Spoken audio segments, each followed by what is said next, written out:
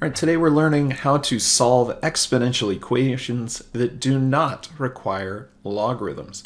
And logarithms will be a part of our chapter, and we'll learn how to solve equations that will require logarithms, just not today.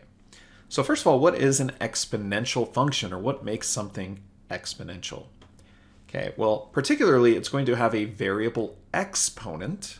So the exponent will be our variable x, and it will have a positive constant base, so not another variable, a positive value that is not equal to 1.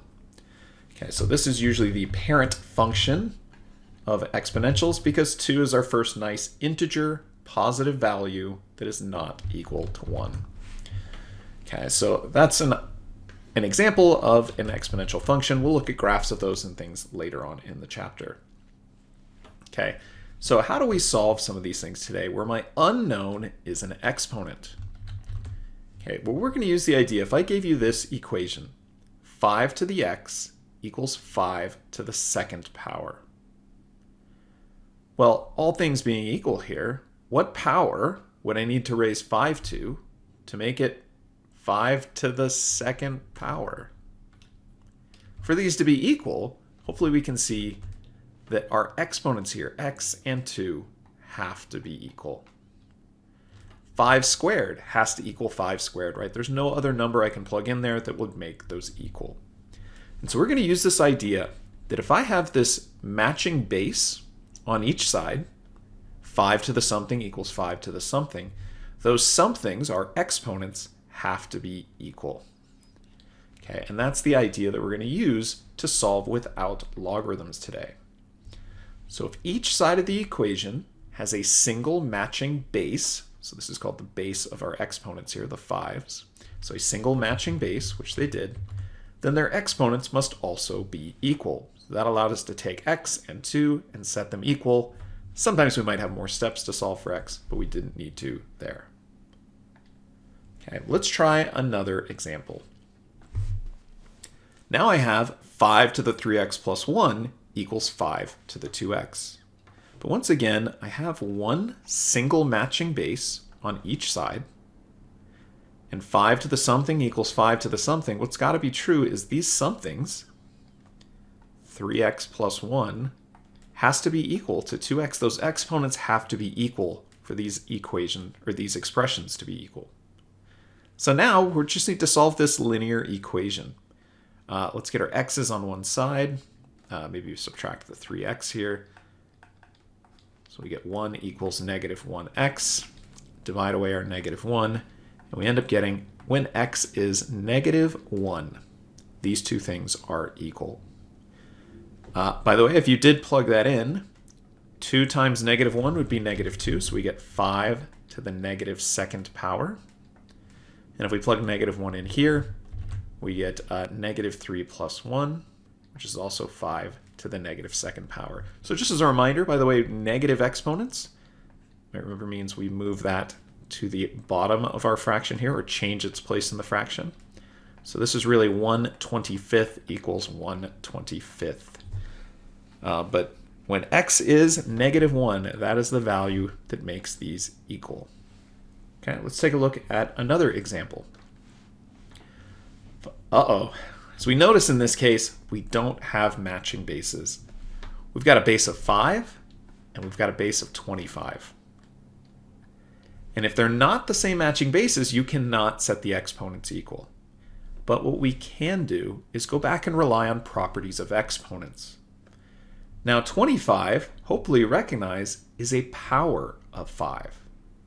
And if I can rewrite these as a power of a smaller number, for instance, 25, we're going to write as 5 squared. That's equivalent to 25. So if I rewrote 25 as 5 squared, we're going to keep the 3x minus 1 outside our parentheses here. And this side stays the same, 5 to the 4x. Now note, you might remember properties of exponents. When you raise a power to a power, you multiply. And in this case, this 2 does need to be distributed.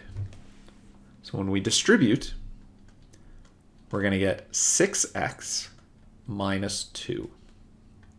So 5 to the 4x equals 5 to the 6x minus 2.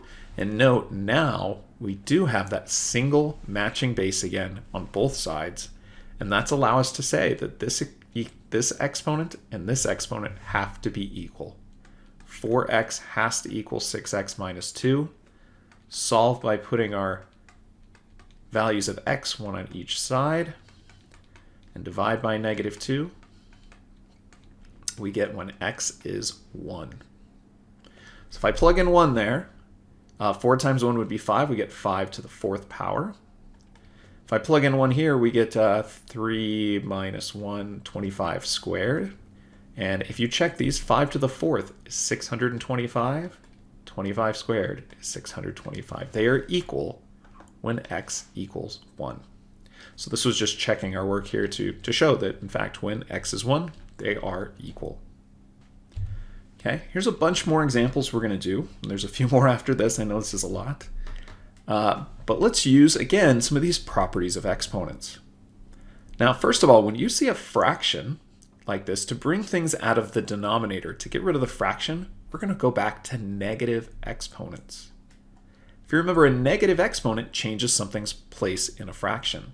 So we're actually going to rewrite this to bring 125 up. We're going to rewrite it as 125 to the negative 1st power. Now I no longer have a fraction, so that's nice. This will be a little easier to work with.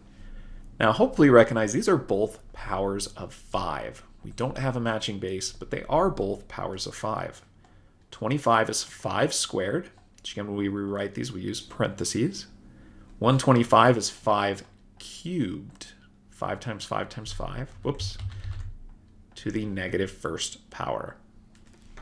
Okay, now once again, when you have a power raised to a power, properties of exponents, we multiply. So we get 5 to the 2x equals 5 to the negative 3rd. And now we have a matching base on each side, which will allow us to set the expressions of our exponents equal. 2x has to equal negative 3, which means x equals negative 3 halves. Now, of course, can you check this? Yeah. If I plugged in 25 to the negative 3 halves power, wow, let's see if we can figure this out. Well, let's make our exponent positive by moving it to the bottom, right? That's how we would deal with a negative exponent. And then remember our fraction exponents, the bottom tells us what root we're taking, the 2nd root of 25 cubed. What's the square root of 25? 5. And 5 cubed is 125. It does end up equaling the same value at the right. So there's our answer, when x is negative 3 halves. Okay, let's try example 5 here. Now be careful, these are not powers of 8. They're not powers of 4 either. Right? This is 4 squared, but this is not a power of 4. In fact, the only way we can make these bases match, which we can, these are both powers of 2. 8 is 2 to the 3rd power. And 16 is 2 to the 4th power. And now we'll be able to get that matching base. We do need to distribute here. Remember, power raised to a power, we multiply. Distribute if necessary. This gives me 2 to the 4x minus 4 equals 2 to the 3x. And now that we have matching bases, we can set the expressions in our exponents equal. 4x minus 4 has to equal 3x. Put our x's on one side of the equation. Negative 4 equals negative 1x. And dividing by negative 1, we get x equals 4. Okay, you can plug in and check there. 8 to the 4th power and 16 to the 4 minus 1, or 16 cubed. But those do equal each other. Okay, let's try the next one. Example 6. Notice this time we do not have a single base on this side. In fact, we have 2 different ones. So once again, we're going to have to rely on some properties of exponents. Now, I'm looking at all of the different bases in my problem, and I'm pretty sure we can rewrite those all as powers of 6. So let's do that first. Of course, 6 to the 3rd I won't need to change, but 36 is 6 squared. to the negative n. And 36 over here is also 6 squared. Probably don't need the parentheses there. Okay, now over here we'll go ahead and distribute, right? The 2 and negative n's. We get 6 cubed times 6 to the negative 2n equals 6 squared. Again, probably don't need the parentheses here. So here's again where we're going to go back and think about properties of exponents. When you multiply things with the same base, you add their exponents. When you multiply two things with the same base, you add their exponents. So we can keep the base and add our exponents. And now, and remember, again, we have to have a single matching base on each side. So we did need to combine those before we can set our exponents equal. But now we have a matching base. We can say 3 minus 2n has to equal 2. Subtract our 3 over. Negative 2n equals negative 1. Dividing by negative 2. Remember, a negative divided by a negative is positive. We get positive 1/2 as our answer for number 6. It's not the best boxing in job I've done. All right, but 1/2. You can check it if you don't believe me. Let's do number 7. What do I do again if I've got a fraction?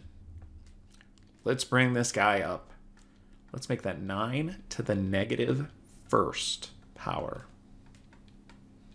Okay, so again, if you have something in the denominator of a fraction, bring it up. Give it a negative exponent, negative first power. Now up in the top, we do need to distribute. Negative 1 times 3x makes negative 3x. And I note that I think we can rewrite these both as powers of 9. 81 is 9 squared. Now I'm not putting parentheses this time because it didn't have an exponent other than 1 on it.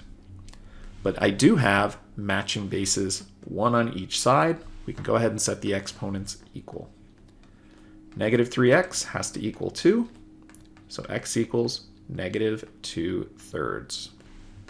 And you can put the negative in the top, in the bottom, or in front of your fraction, but overall, negative 2/3. Okay, we got 2 more to finish this out for number 8 and 9. So number 8, looking at all of these kind of bases we have around here, I think we can rewrite them all as powers of 2. Powers of 2. So I think that's my goal first. 8 is 2 to the 3rd power, raised to the 2x. 4 is 2 squared, raised to the x. And over here, let's go ahead and bring this whole thing up, which I do need to do as 16 to the x plus 1 to the negative first power first. It's that whole thing, that whole expression to the negative first. So I can do a little bit of distributing. Obviously, we'll have more work to do at the right as well. And this negative 1 needs to be distributed to both here. So 3 times 2x makes 6x. So that didn't change. There we go. It's 2 to the 6x. This becomes 2 to the 2x. And over here we have 16 to the negative x minus 1. Okay, now we still need to rewrite 16 as a power of 2. That's 2 to the 4th power. And we need to distribute that 4 to both parts. It's not changing colors for me today, sorry. So distribute that 4. That gives us 2 to the negative 4x minus 4. Now on the right-hand side, remember, if we're multiplying things with the same base, we can add the exponents. We can keep the base and add our exponents. 6x plus 2x, which, yes, can be combined. We can do that in the next step here because notice we've got 1 matching base on each side. Beautiful. That means this expression, 6x plus 2x, which we'll go ahead and combine, has to equal negative 4x minus 4. So put our x's on one side, finish solving this linear equation. We get 12x equals negative 4, dividing by 12 and reducing our fraction. Dividing by 4 there, we get negative 1/3. So the value that makes those two equal, negative 1/3. You can check with your calculator Probably the easiest way to check something complicated like this. Okay, number 9. Here we have, looks like a lot of things that can be rewritten as powers of 6. These are all powers of 6. This is 6 to the 3rd power. So first thing I'm going to do, this time, now I do want to get rid of this fraction, but I'm going to do powers of 6 first. So I'm going to write that as 6 squared to the x. 216 is 6 cubed to the 3x. And of course, this one's already written as a power of 6. So distributing in the top there, we get 6 to the 2x, and at the bottom, 6 to the 9x. Equals 6 to the 5th. Now, you have two options here. You can bring this up with a negative exponent and do it times the one next to it. Or you can also remember properties of exponents. When you're dividing things with the same base, you can subtract the exponents, right? Multiply, you add. Divide, you subtract in the order of the top minus the bottom. So two different options you can do here. I'm going to write it as subtraction, 2x minus the whole exponent expression from the bottom. So if this had more than one term, like 9x plus 3 or something, make sure to put that in your parentheses. So it is the top minus the bottom here. 2x minus 9x is negative 7x. And now we finally have, with all that work, one matching single base, and we can set our exponents equal. Negative 7x equals 5. Dividing by negative 7, we get the fraction negative 5/7 as our solution. Okay, now can all equations, can we always rewrite them as powers of one base? No. And in fact, when we can't, which is pretty often, we need to use things called logarithms, and that's what we're going to learn about later in the chapter. All right, last example here. And this one initially looks a lot harder than it is. I mean, it doesn't look as hard as some of the previous examples. But when we try to make our matching bases, this does become a little more difficult to think about until you remember properties of exponents. You might remember anything to the 0 power equals 1. Anything to the 0 power is 1. So that means 1 is kind of like a magical base we can use here.